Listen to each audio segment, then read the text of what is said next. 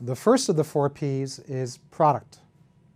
A product is really anything that fulfills a customer need or want.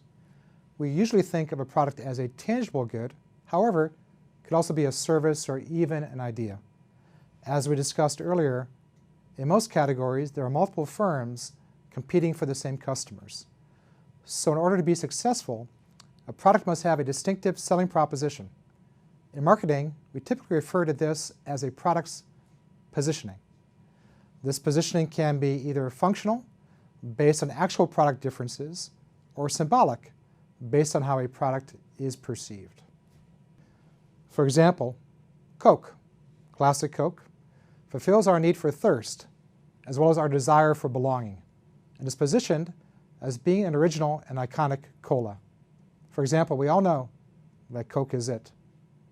The product portion of the marketing mix has a number of key concepts, including product quality, managing a firm's product line, and product service support.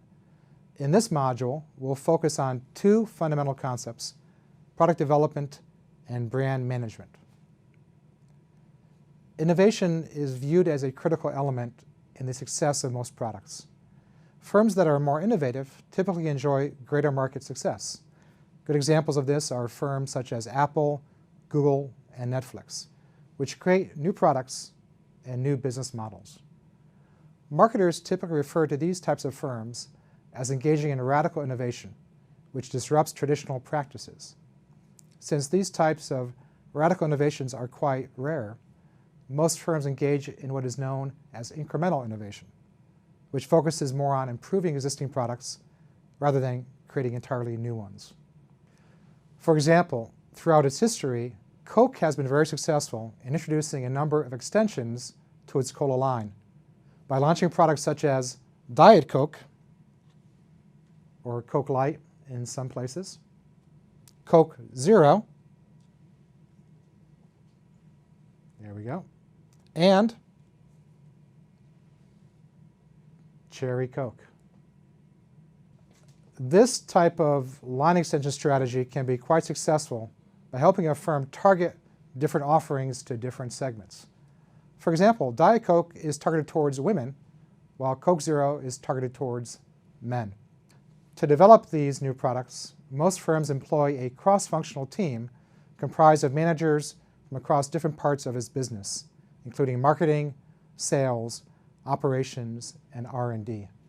These team members typically follow a carefully scripted product development process, such as the stage gate method, in which development of a product systematically moves from conceptualization to launch through various stages. At each stage, data is collected, progress is monitored, and approval from higher authority is sought. This process is usually quite secretive in nature, and those outside the firm usually have very little involvement. For example, during the stage gate process, customer insights are solicited at only 2 points: the beginning and the end. Moreover, because this process is meant to be confidential in nature, only a small amount of customers are asked to provide input.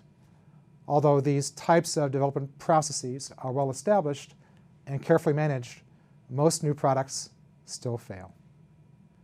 A brand is a name, symbol, or design that differentiates a firm's product from its competitors. This differentiation can represent both tangible differences, such as better taste, or intangible differences, such as the way a product may make you feel. For example, the Coke brand is differentiated not only by its name, but also by the font it uses, the design of the bottle, and the color red. Strong brands help consumers decide what to buy and provides them not only with greater confidence, but also a sense of identity. Brands are also beneficial to firms. Strong brands usually charge higher prices, enjoy greater loyalty, and experience higher profitability. This results in what marketers call brand equity, which is the value of a brand over a generic product in the same category. Brand equity is a substantial intangible asset for many firms. For example, Coke's brand equity is estimated to be worth over $90 billion. This represents over 40% of Coke's total market value. Given this high value placed on brand equity, most firms place considerable emphasis on building strong brands by carefully choosing brand elements, such as a brand name or color, building strong associations through advertising campaigns, and protecting their brands through trademarks. Now, usually these functions are closely managed by a brand management team whose main job is to manage the health of the brand. Both product development and branding decisions are typically made by a firm's brand managers with little input from customers or other external entities. For example, in the typical new product development process, customer input is typically solicited at only the concept testing stage or the test market stage. Even then, typically only a small number of customers are asked to provide input. This firm-centered approach is beginning to break down due to the rise of digital tools. For example, the Chicago-based t-shirt manufacturer, Threadless, has no design staff. All of its t-shirts are designed and selected by its customers using a web-based platform in which designs are submitted, viewed, and voted upon.